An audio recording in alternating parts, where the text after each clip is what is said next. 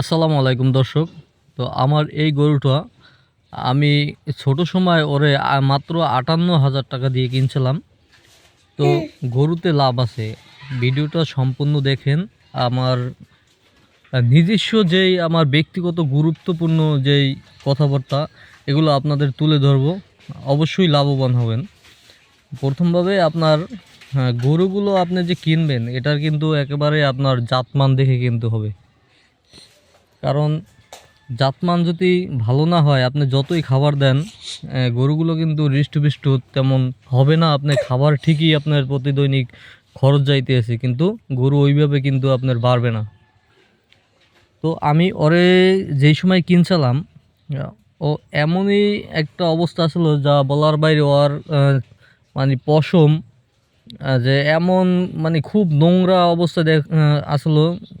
আর হাড্ডি একবার বের করা, শুধু আর ফ্রেমটা আমি আনছিলাম। তো একজন অটোওয়ালা গরুটা পালতো, তো ওনার কাছ থেকে আমি এই গরুটা কিনছিলাম। তো আমি যে সময় কিনে আনছি এটা গরুটা প্রতি 5 মিনিটের ভিতরে একবার সইতো আবার উঠতো, মানে এতটা দুর্বল আসলো যা বলার বাইরে। তো ওরে আমি আনার পরে আহ, প্রথম মানে ওরে আমি ধরলে এমনি গায়ে হাত দিলে তো হাতে মানে এমন একটা দুর্গন্ধ আসতো আহ, যা আমার মনে হয় যে 2 ঘন্টা ওই দুর্গন্ধটা হাতে থাকতো এরকম। তো আমি কি করলাম, আমি 5টা ডাব শ্যাম্পু কিনে আনলাম। তারপরে ওর গায়ে সুন্দর করে মাখাইয়ে তারপরে আমি ওরে গোসল করাইলাম, পরিষ্কার করলাম। তারপরে ওর কৃমির ইঞ্জেকশন দিলাম, কৃমির ট্যাবলেট দিলাম। তারপরে সম্পূর্ণ আর ক্লিয়ার করার পরে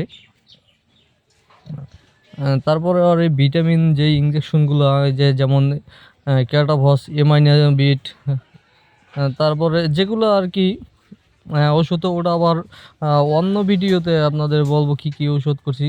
যাই হোক, মানে ওরে আস্তে আস্তে খুব ভালো একটা মানুষের মতো আসলে যত্ন করে তারপরে ওরে লালন পালন করা হয়েছে।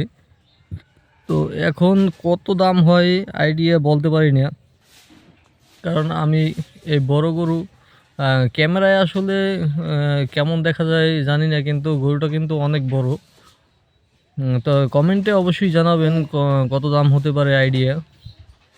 তো গরুটা মাশাল্লাহ, আমি কিন্তু ওরে এখন পর্যন্ত তেমন খাবার দিই না, মাত্র 2.5 থেকে 3 কেজি খাবার দিই দৈনিক। তো আমি আমার টার্গেট কুরবানি বিক্রি করব। তো 3 মাস আগে ওরে মানে পর্যাপ্ত যেই খাবারটা ওর বডি ওয়েট অনুযায়ী সেই খাবারগুলো দেব। তো